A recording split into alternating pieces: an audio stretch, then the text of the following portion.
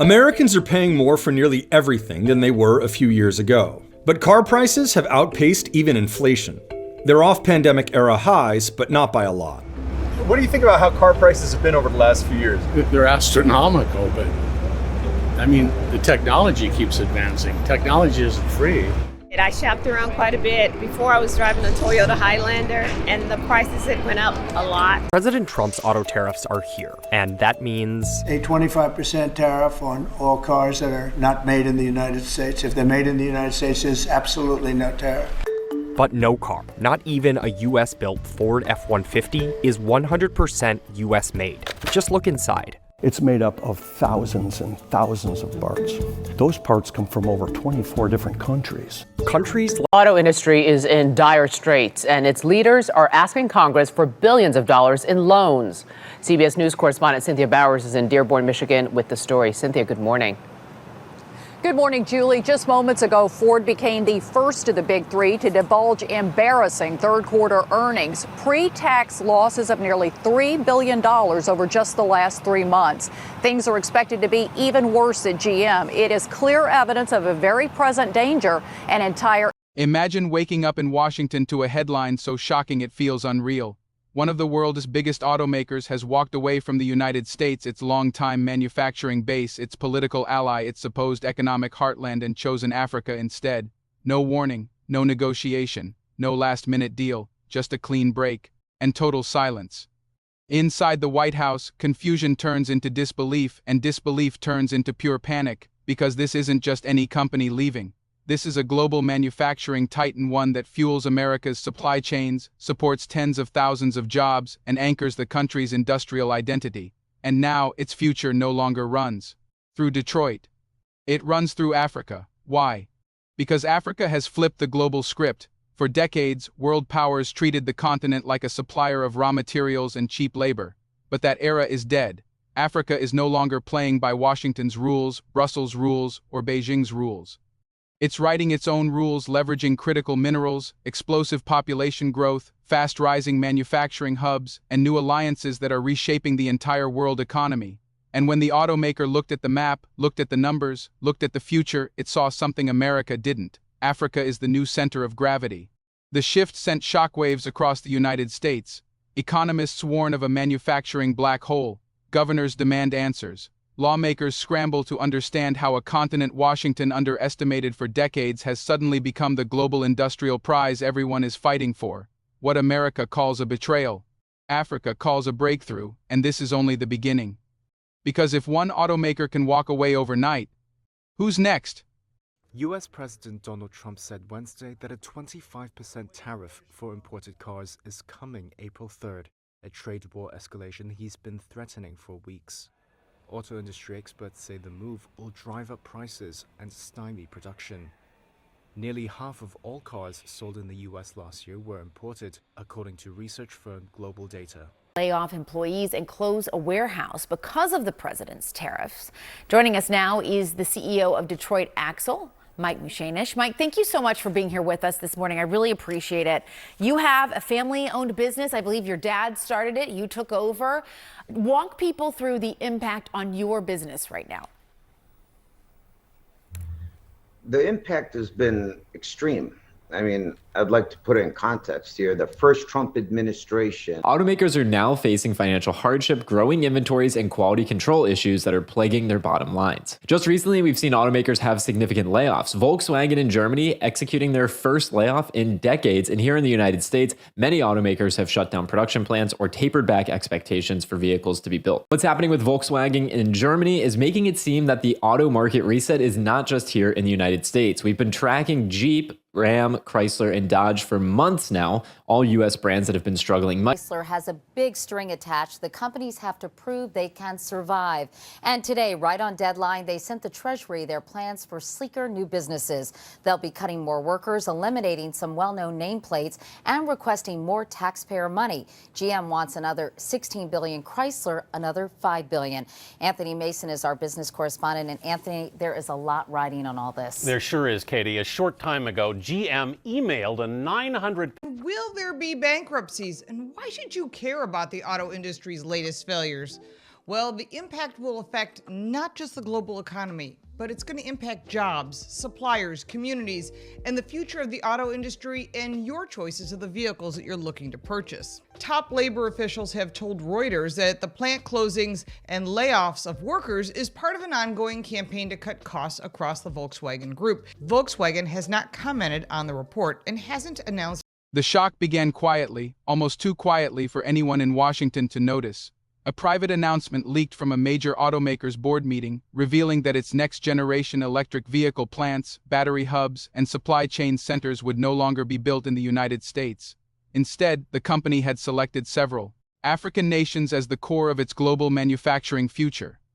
Within minutes, the news spread across financial circles, igniting chaos from New York to California.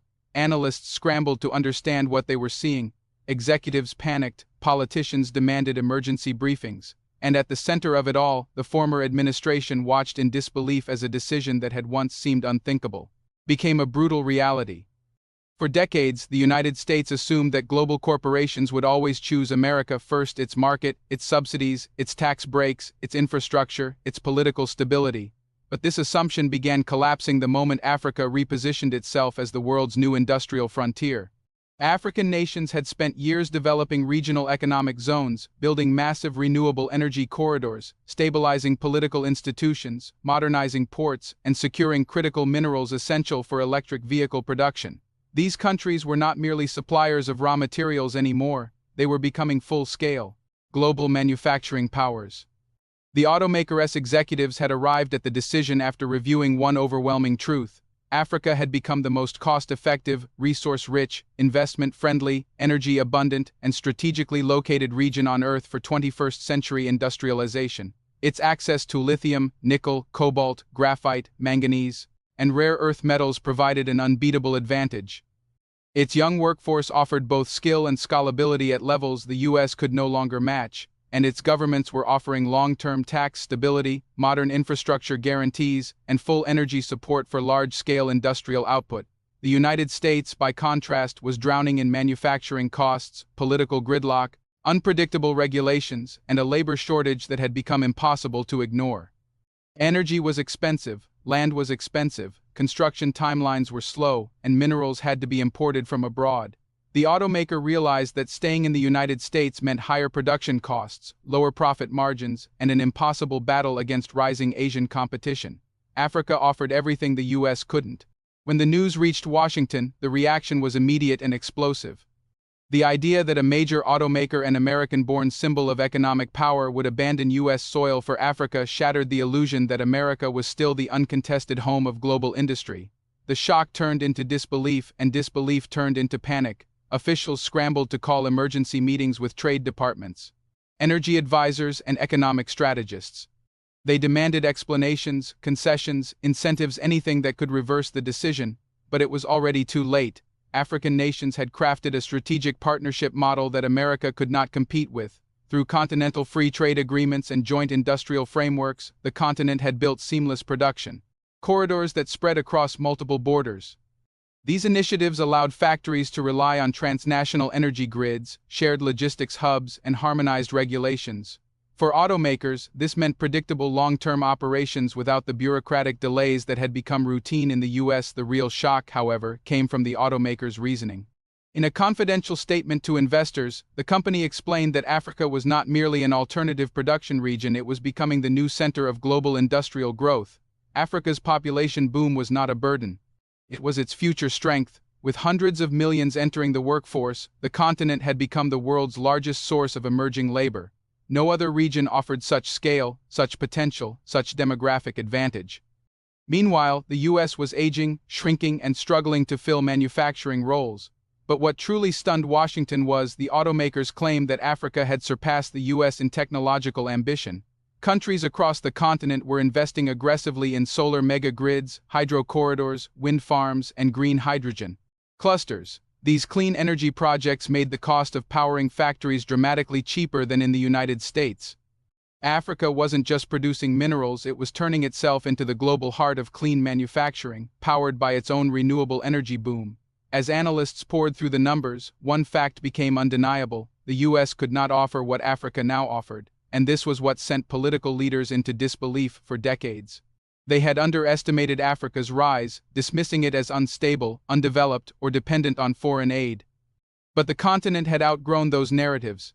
Africa was now setting global policy in mineral pricing, reshaping supply chains, partnering with Asia for advanced manufacturing, and using its resource leverage to negotiate from a position of strength. The automakers' decision was not just a business move. It was the first global acknowledgement that Africa had entered a new industrial age, one that would reshape global power structures. America's fear was not simply losing one company, its fear was that others would follow. If Africa could attract one major automaker, it could attract dozens of them. If Africa became the world's EV hub, the United States risked losing its place in the future of transportation, energy, and advanced manufacturing. Financial markets immediately reacted. Investors began shifting billions toward African industrial bonds, infrastructure projects, and mineral-backed securities. African currencies strengthened, ports expanded investments, regional banks surged in global rankings. Meanwhile, U.S. markets trembled as analysts warned that the automakers' exit would trigger a wave of corporate re-evaluations. Manufacturing independence had become the new global priority, and Africa was the only region offering a complete ecosystem for the next industrial revolution. The disbelief in Washington deepened when African governments made their position clear. The continent would no longer play the role of resource supplier while foreign nations reaped the profits. Africa was now demanding joint manufacturing, fair profit sharing, technology transfer, and local capacity building. The automaker accepted these terms because it understood the shift. The future was African, and delaying that recognition would cost it everything. To Washington, this felt like betrayal, but to Africa, this was justice.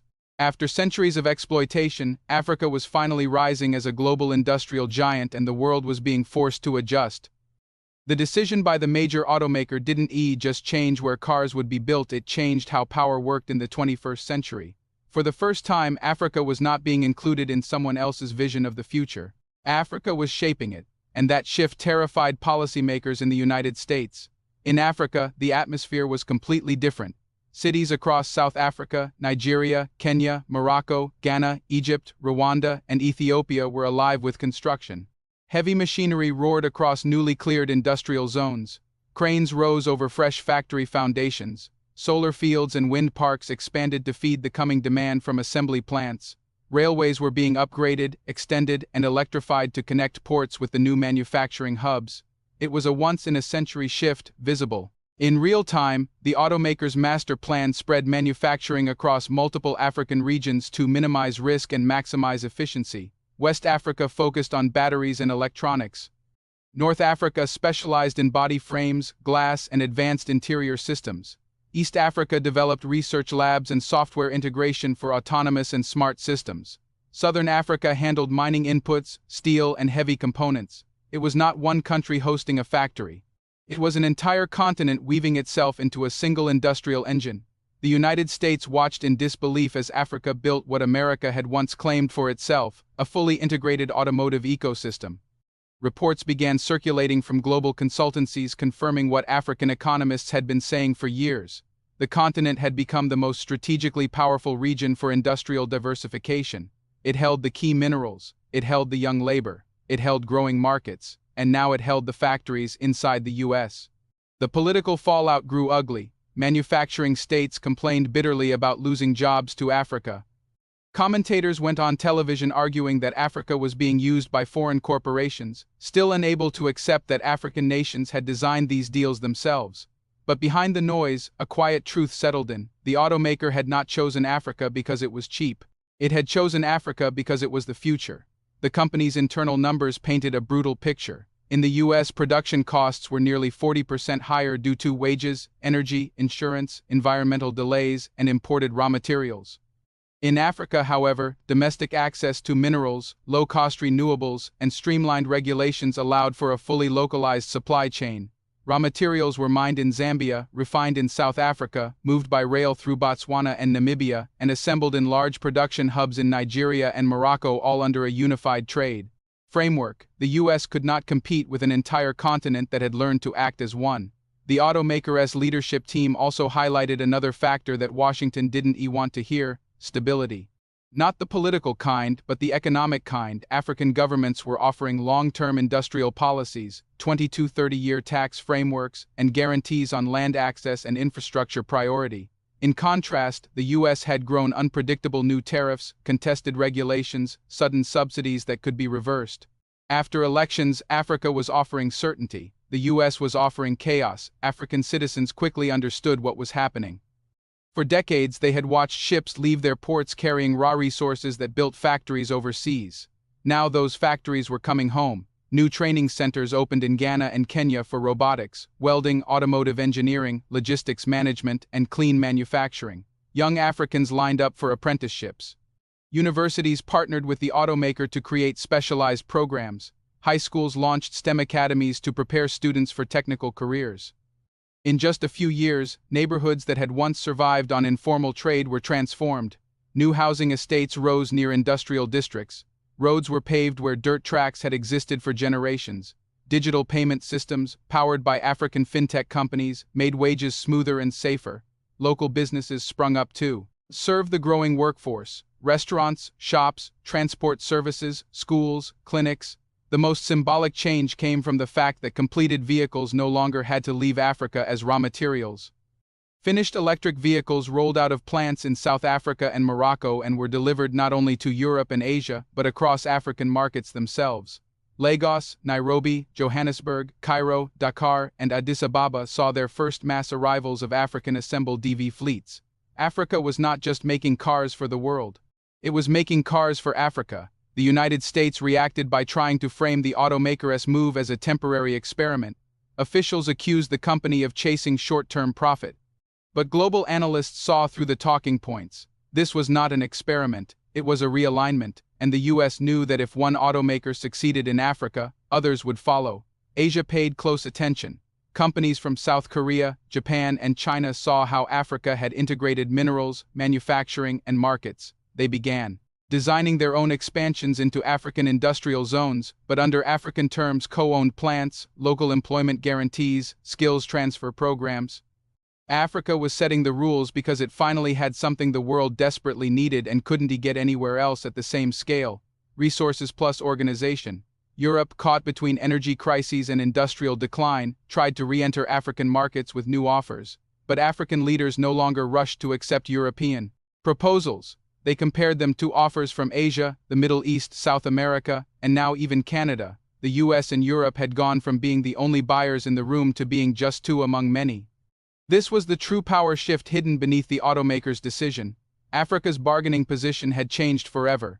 The company's African plants also introduced something the US had talked about for years but struggled to implement: genuinely green industry, using solar corridors in North Africa, hydroelectric power in Central Africa, wind along the coasts, and geothermal in East Africa. The automaker's African operations ran on some of the cleanest industrial energy in the world. That meant lower long-term costs and a stronger brand image in a world increasingly demanding sustainability. Back in Washington, this fact stung especially hard. The US had spent years branding itself as a climate leader while still relying on fossil-heavy grids. Now Africa, once portrayed as underdeveloped, was running high-tech factories on green power, making the very EVs that America claimed were its future industry. By the time the first African-built TV model debuted on global markets, the symbolism was undeniable. It was sleek, efficient, affordable, and built almost entirely from African-sourced and African-processed materials. The launch event was held in an African capital, broadcast worldwide, with flags from multiple African nations standing behind the platform. The message was clear: this was no longer just a corporation's win, it was a continental milestone. Consumers responded. Pre-orders surged across Asia, Europe, and parts of Latin America. Reviews praised not just the car, but the story behind it. A vehicle made in partnership with a continent rising out of the shadows of extraction into the spotlight of innovation. For the United States, the shock hardened into a bitter realization: the age of assuming that every major global industry would be headquartered on U.S. soil was over.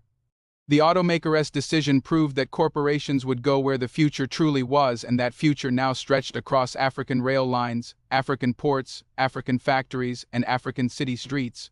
What Washington called betrayal, the rest of the world recognized as evolution. Africa had stepped into its industrial age, and the world's biggest players were already moving with it.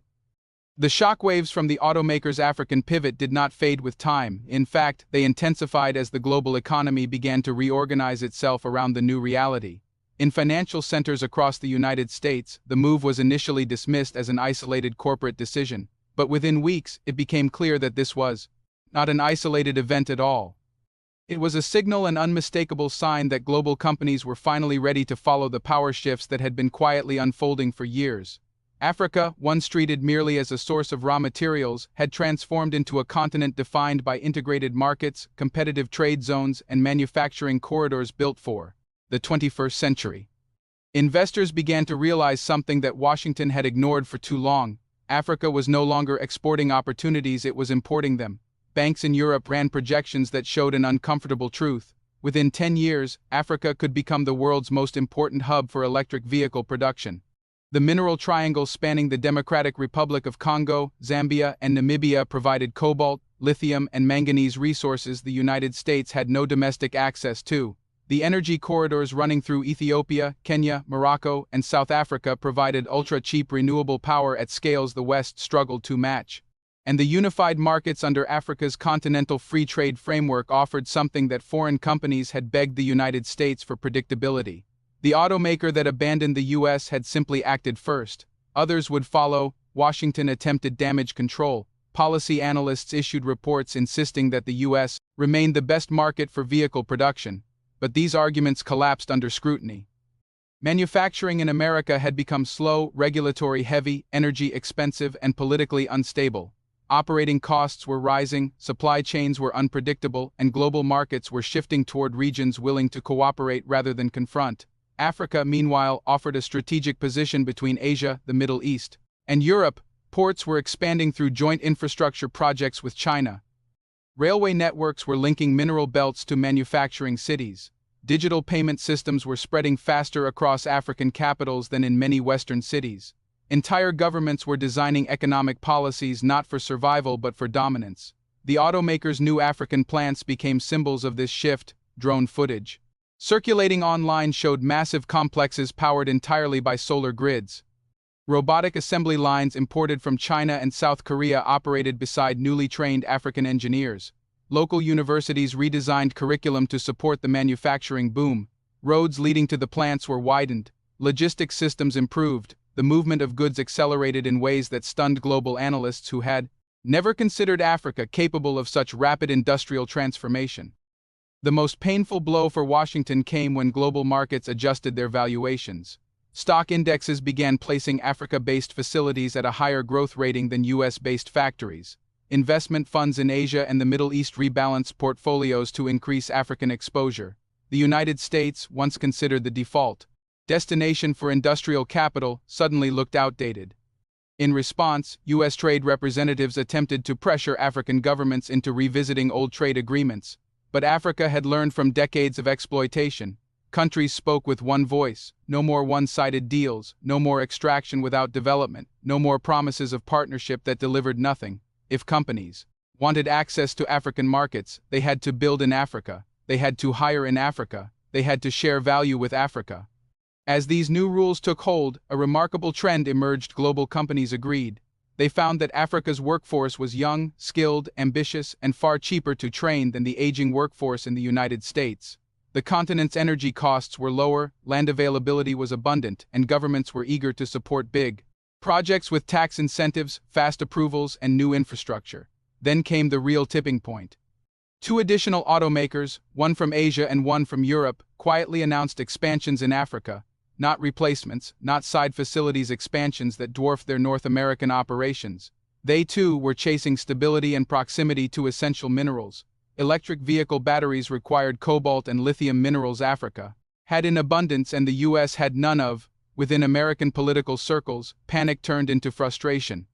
Reports circulated showing that if Africa continued scaling its manufacturing base, U.S. automakers would lose global market share within a decade. Congressional hearings turned tense as officials tried to assign blame. Some blamed China for enabling Africa's industrial rise. Others blamed global companies for choosing efficiency over loyalty. But the truth was harder to swallow. Africa had simply done what it should have done all along: build for itself. Meanwhile, African nations continued coordinating. Workshops were held across economic zones to refine industrial standards. New export strategies were created, targeting Asia and the Middle East markets with growing demand for electric vehicles. Africa was no longer waiting for Western consumers to validate its goods. It was designing products for global competition. What truly terrified Washington was the speed of transformation. Africa had skipped the slow development model the West expected. Instead of building coal plants, it built solar farms. Instead of copying outdated industrial frameworks, it built automated factories from scratch. Instead of accepting cheap labor roles, it created value-added production lines. Instead of being divided by colonial borders, it embraced regional integration. The United States, once the center of global manufacturing, now found itself struggling to retain investment. Headlines across major U.S. newspapers painted a bleak picture: shrinking factory orders, declining competitiveness, and increasing dependence on foreign suppliers. The automaker's departure had exposed the weakness that Washington refused to admit. The world no longer revolved around the United States. Africa and Asia were building the future. What began as one company's decision had turned into a global realignment.